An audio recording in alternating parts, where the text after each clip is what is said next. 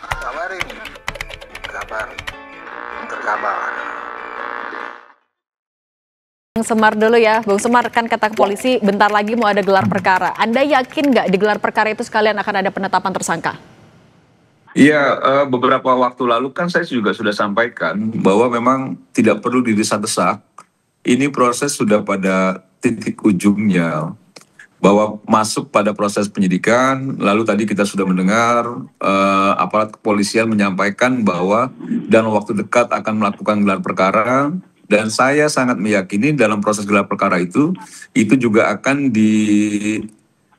ditindaklanjuti dengan pengumuman siapa tersangkanya, penyampaian siapa tersangka, siapa yang masuk pada tindak pidana yang memang dilaporkan oleh Pak Jokowi. Dan tentu jika pihak kepolisian sudah menetapkan tersangka, sudah barang tentu bukti-bukti, fakta-fakta itu sudah ada. Makanya saya sangat meyakini, jadi kalaupun dipaksa-paksa nggak perlu juga. Kalau misalnya teman-teman ada yang memaksa-maksa, karena memang ini sudah pada ujungnya. Makanya saya sempat sampaikan ke Roy Suryo, bersiap aja secara mental, bersiap aja secara batinnya, supaya misal menghadapi proses hukum, itu juga nanti tidak juga akhirnya. Iya memang harus kayak gitu, jadi jangan juga nanti akhirnya pas sudah ditetapkan tersangka pakai kursi roda lagi sama penyangga leher, kan jadi pusing juga kita. Nah ini kita tanya ke Bung Roy langsung ya, Bung Roy, khawatir nggak kalau dari Rampai Nusantara yakin loh ada penetapan tersangka, nanti Anda khawatir nggak? Sama sekali tidak ya, justru mereka-mereka ini yang stres ya. Karena apa? Sudah sejak 3 bulan yang lalu bikin janji-janji palsu, bikin hoax di berbagai podcast. Besok minggu depan, dalam waktu dekat, kemudian mereka bikin podcast hoax semua itu podcastnya, udah ditetapkan tersangka, udah stres gini. Tuh teman-teman yang mengaku ceboker Nusantara itu, teman-temannya Mas Semar ini, itu udah bikin hoax tuh harusnya ditangkepin semua itu. Bikin hoaxin aja, terus dengan gambar-gambar saya, Bang Resmond, Dr. Tifa, udah dikasih orange, sudah dikasih besi. Bohong semua itu. Kalau memang mau tetapkan, dari dulu silakan tetapkan Polda. Ayo, gitu loh. Polda ini kan pasti ada sesuatu yang mereka sangat tidak yakin. Ya karena memang tidak yakin, ijazahnya nggak ada. Ijazahnya kan bohong saja itu. Berarti Bung Roy Suryo ngerasa sebenarnya penyidikannya ini berlangsungnya lama? Ya makanya lama tuh kan pasti ada sesuatu. Polda atau polisi itu dia yakin ijazah itu pernah ada. Ya, karena begitu dilihat, diteliti betul, palsu ijazahnya. Terus kemarin katanya ijazah Polda. Terus katanya juga ketika di Solo diperlihatkan kepada relawan yang tidak ada standingnya juga. Ini ijazah yang benar di mana? Disita atau di tangan Jokowi atau nggak pernah ada? Jadi ijazahnya nggak pernah ada. Kalau ijazahnya nggak pernah ada dan Jokowi terbukti bohong, ya sudah, Polda nggak mungkin berani maju. Nggak akan P21, pasti akan P19, bolak-balik. Kayak skripsinya Jokowi saja dengan Pak Kasmujo itu. Bolak-balik. Itu pun penipu juga karena Pak Kasmujo juga nggak ngakuin. Itu Mbak Cindy. Ini kita nanya kan aparat kepolisian kan udah dikasih tahu juga, sudah diserahkan sama Pak Jokowi. Terus hak Pak Jokowi juga kalau ingin memberitahu kepada siapa itu ijazahnya. Jadi nggak bisa juga nggak ada semuanya, bohong gitu semua tuh. Jokowi itu kan mulai stres bohong kan? itu. Nggak ada itu menyerah. Ini kita tanya ke Prof Ibnu dulu aja ya sebentar. Iya. Oke, Bung Roy, kita tanya dulu ke Prof Ibnu. Prof Ibnu, ini kan udah dari Juli, sudah ditemukan adanya dugaan tindak pidana, udah naik ke sidik, tapi ya terkesannya kok mandek nih jalan di tempat. Ini macetnya di mana kalau dari kacamata hukum? Ya, saya kira ini polisi hati-hati sekali. Saya melihatnya seperti itu, hati-hati karena ini menyangkut suatu perkara yang menyangkut publik nasional, yang menyangkut mantan pejabat negara.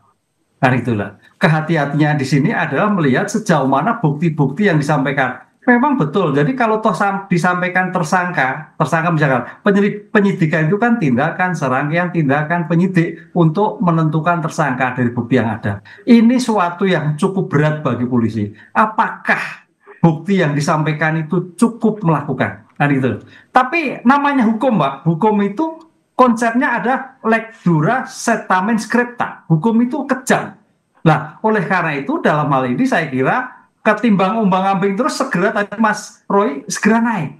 Karena dari naik ini nanti akan juga diperdebatkan tentang keaslian mau tidak mau. Tentang dugaan fitnah tapi juga keaslian suatu ijazah. Ini tidak bisa dipisahkan atas dugaan dan ijazah. Nah, disinilah saya kira nanti penyidik itu akan memproyeksikan, memformulasikan apakah ini bisa terus sampai pada tingkat kejaksaan, karena suatu bukti itu harus akurat sekali, gitu Pak. Oleh karena itu dengan demikian tadi Pak Sam betul, hati-hati ini, hati-hati karena menyangkut, dan sampai detik ini bukti-bukti walaupun polisi punya domain untuk membuktikan secara tingkat penyidikan, bukti-bukti secara forensik di luar juga perlu diperhatikan, karena namanya suatu pembuktian tidak hanya persidangan, di luar pun seandainya bukti-bukti itu mempunyai rasionalitas, mempunyai suatu nilai, itu bisa dipertimbangkan nanti di dalam suatu pembuktian, di dalam suatu persidangan. Nah, ini melihatnya secara objektif begitu. Kita ke Bung Roy dulu deh. Bung Roy, kalau dari Anda kan ini kepastian hukum ini jadi sesuatu yang krusial. Anda merasa desakan Anda untuk polisi untuk segera dapat kepastian hukum juga gimana? Segera saja kalau memang Polda Metro itu firm, Polda Metro itu yakin, tetapkan kepastian hukum. Kasihan tuh para pelapor yang udah mulai kelojotan, bikin hoax di mana-mana. Sabar Mas Roy, sabar Mas. Terakhir itu bikin ini penetapan, bikin cerita-cerita halu. Dikit lagi Mas. Ada saya udah pakai rompi oranye, ada saya sudah digambarkan di dalam ada saya digambarkan pakai rompi merah lagi, salah lagi rompinya, ya. Dan kemudian tuh bikin aja daripada bikin dosa, tetapin aja. Kalau emang nggak yakin Polda, ya udah SP3 aja selesai, ya kan, daripada bikin sesuatu yang tidak pasti. Roy Suryo ngarep SP3, aduh kasihan. Palsu. 99,9% ijazah Jokowi itu palsu, bohong, nggak pernah ada. Sebentar lagi anaknya juga akan terbukti palsu, langsung kita laporkan dari Sydney, Australia nanti. Nah, ya, itu jadi artinya udah jelas ini palsu semua. Oke. Kami sudah tangkap. Kalau gitu, Bung Semar gimana nanggepinnya? Tadi Anda sempat singgung-singgung itu gimana? Iya, maksud saya begini ya, ini kan sudah sangat clearance ya soal proses hukumnya. Sekarang sudah masuk penyidikan. Saya setuju sama Pak Hipnu tadi bahwa memang butuh kehati-hatian. Ratusan orang juga dijadikan saksi oleh pihak kepolisian. Dan tadi udah disampaikan juga bahwa akan dalam akan gelar perkara.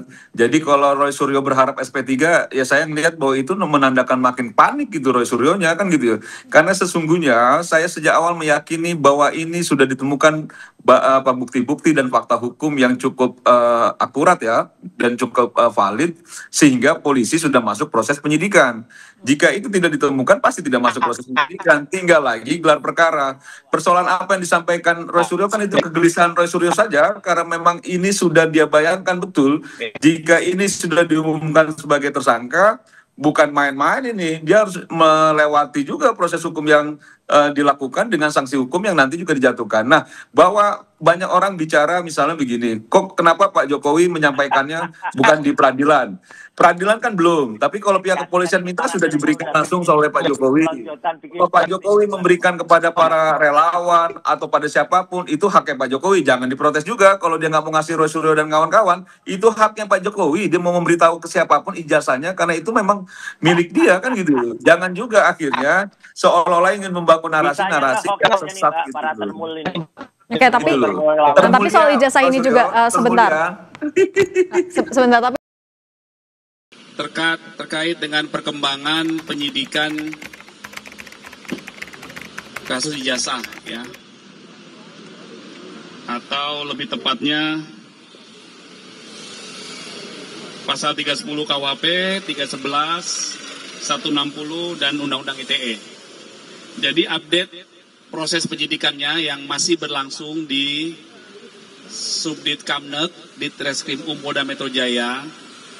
Sampai dengan hari ini penyidik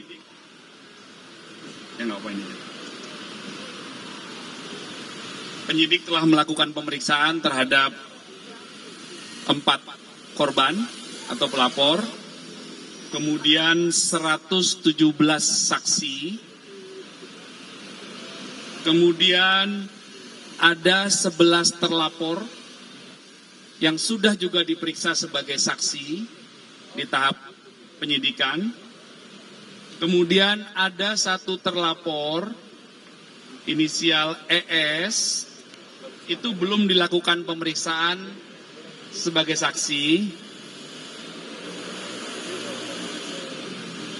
karena sudah dikirimkan panggilan 2 kali, telah diterima oleh keluarga dan pengacara terlapor namun tidak hadir dengan alasan sedang sakit keras dan sedang berobat ke luar negeri sesuai dengan surat pemberitahuan.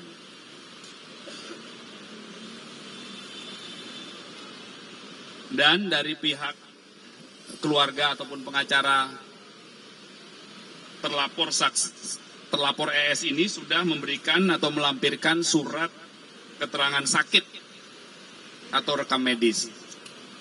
Kemudian penyidik juga telah melakukan permintaan keterangan ahli, itu total ada 25 ahli ya.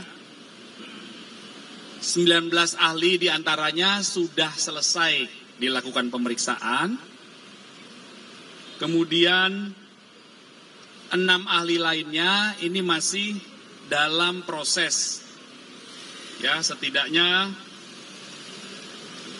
nanti dalam waktu dekat akan dilakukan pemeriksaan. Itu rekan-rekan update-nya. Jadi prosesnya masih berlangsung. Mohon waktu. Penyidikan itu ada SOP-nya. Dilakukan secara hati-hati. Pengumpulan fakta-fakta, barang bukti. Kemudian dilakukan pendalaman untuk membuat terang peristiwa tersebut guna menentukan siapa yang patut disangka melakukan tindak pidana atau yang menjadi objek perkaranya, ya.